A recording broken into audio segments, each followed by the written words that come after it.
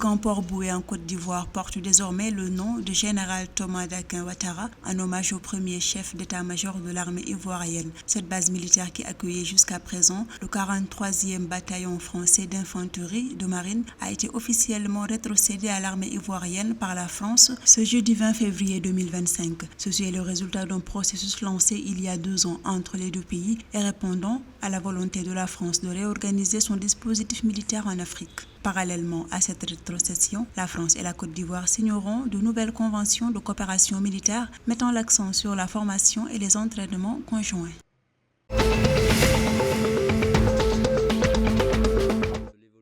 Un financement de 40,5 millions de dollars sera investi pour renforcer l'industrie du cacao au Nigeria. Ce montant soutiendra l'entreprise John Vance dans l'expansion de sa capacité de production qui passera de 13 000 à 30 000 tonnes métriques par an. L'objectif est de stimuler la compétitivité mondiale du Nigeria dans le secteur du cacao. De plus, avec une augmentation de sa capacité de transformation, John Vance pourra capter une plus grande part de la récolte nationale. Il est à noter que la production de cacao au Nigeria devrait augmenter de 10%, atteignant 320 000 tonnes pour la campagne 2024-2025.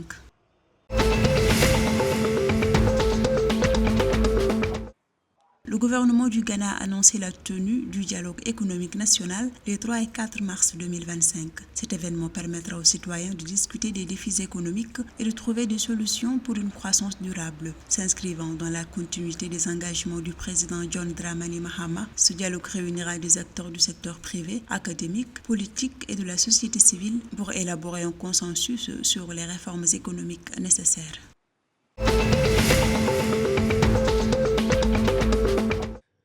Souleymane Cissé, cinéaste et réalisateur malien, est décédé ce mercredi 19 février 2025 à Bamako, au Mali, à l'âge de 84 ans. Double lauréat de l'étalon d'or de Yenenga en 1979 et 1983 au Festival panafricain du cinéma et de la télévision de Ouagadougou, FESPACO, il s'est imposé depuis les années 1970 comme l'un des pionniers du cinéma en Afrique.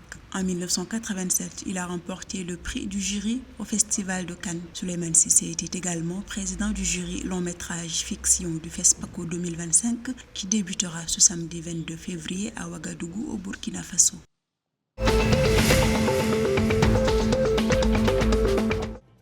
La sélection nationale de football des U17 du Sénégal a infligé une lourde défaite à la Zambie par le score de 5-0 ce mercredi 19 février 2025 dans le cadre de la préparation à la Coupe d'Afrique des Nations Maroc 2025. L'équipe nationale du Sénégal des moins de 17 ans, logée dans la poule C avec la Zambie, la Somalie et la Tunisie, disputera ses 2 derniers matchs amicaux face au Maroc, pays hôte, et l'Égypte, le 20 et 21 février.